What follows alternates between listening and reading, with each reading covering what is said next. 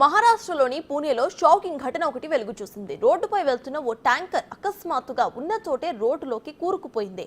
అనూహ్య రీతిలో పెద్ద గుంత ఏర్పడి ట్యాంకర్ అందులో పడిపోయింది. సెకండ్ల వ్యవధిలోనే ఇదంతా కూడా జరిగిపోయింది.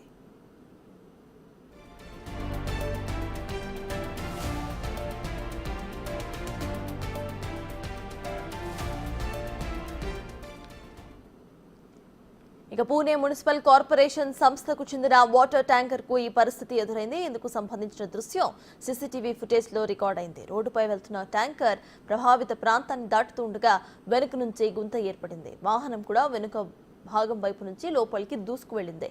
ట్రక్ వెనుక చక్రాల భాగం మొత్తం కూడా గుంతలోకి వెళ్లిపోయింది.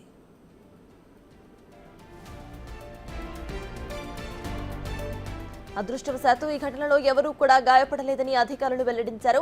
క్యాబిన్ భాగం పైకి ఉండటంతో డ్రైవర్ సురక్షితంగా బయటకు రాగలిగారు. ఇక సమాచారం అందిన వెంటనే అగ్నిమాపక శాఖ అధికారులు ఘటనా స్థలానికి చేరుకున్నారు. మరోవైపు మున్సిపల్ అధికారులు ఈ ఘటనపై విచారణ జరుపుతున్నారు. గుంత ఏర్పడడానికి కారణాలను అన్వేషిస్తున్నారు. ఇలాంటి ఘటనలు పునరావృతం కాకుండా తక్షణమే చర్యలు తీసుకోవాలని, రోడ్డు మరమ్మతు పనులను వెంటనే చేపట్టాలని స్థానికులు కోరుతున్నారు.